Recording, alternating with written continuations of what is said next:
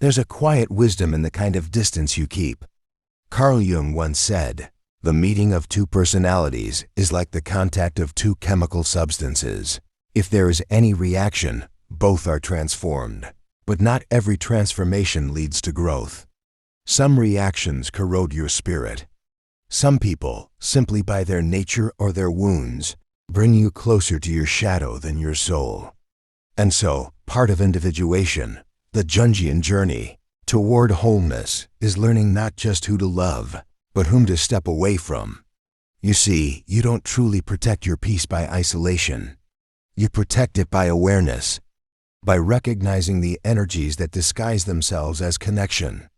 There are people who do not seek you. They seek something from you. And Jung understood this profoundly, that the unconscious motives of others can be far more powerful than their words.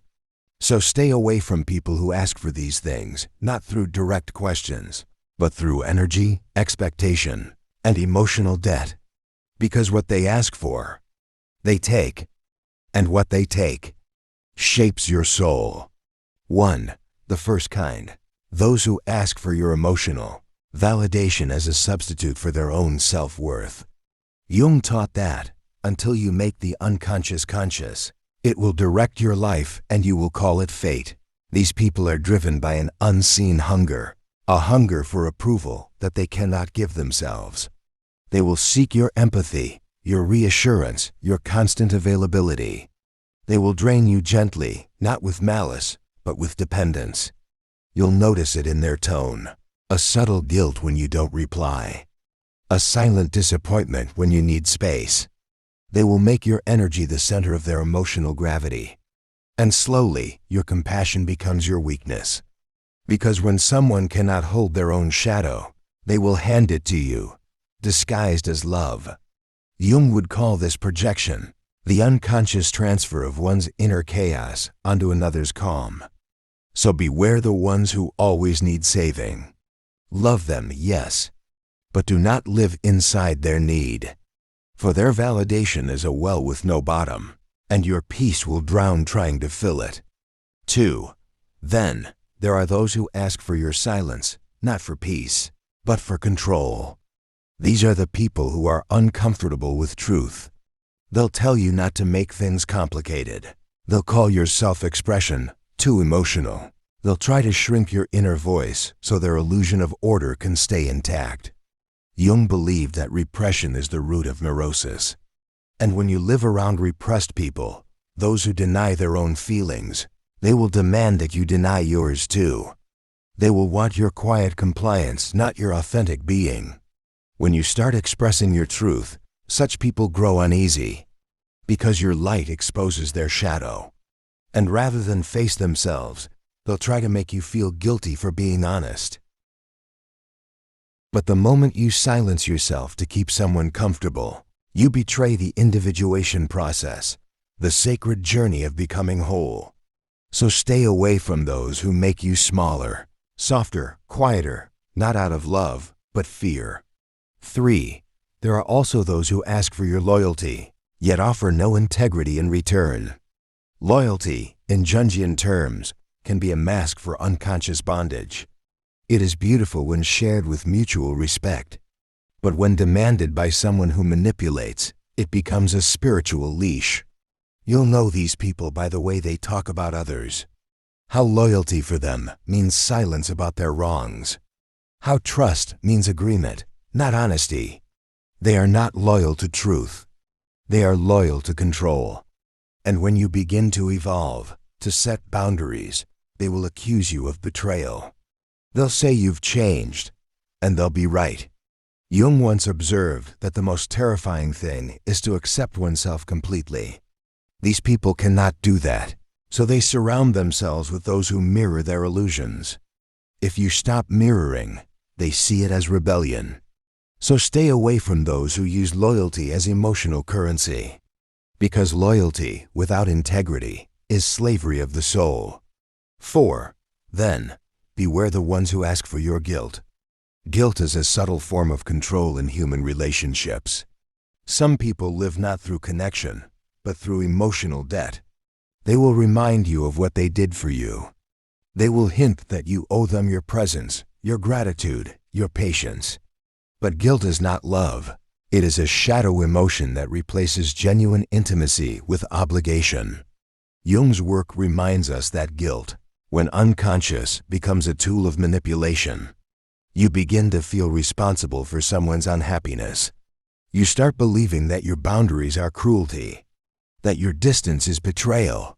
But you are not responsible for someone's inability to manage their emotions. You are not the caretaker of every wounded ego. You were born to evolve, not to endlessly repay unspoken debts. And anyone who demands guilt instead of gratitude, pity instead of respect, will only teach you to mistrust your own light. So release the guilt that is not yours. It belongs to their shadow, not your soul. 5. And finally, stay away from those who ask for your authenticity, only to punish you for it. These people often present as understanding, open-minded, even spiritual. They tell you they value honesty. They ask you to be real, but when your truth doesn't flatter their ego, they withdraw. They crave authenticity only when it serves their self-image. They love your vulnerability until it challenges their own reflection. Jung said that relationships are the mirrors through which the psyche knows itself. And the tragedy is that many people want mirrors that beautify, not clarify. So you'll meet those who ask you to be yourself, but only the version of you that doesn't disturb their comfort. They will call your boundaries cold, your honesty harsh, your individuality selfish. But this is how the soul learns discernment, by realizing that not everyone who loves your light can handle its full spectrum. True connection doesn't demand you to shrink. It invites you to expand even when it's uncomfortable. The Jungian lesson.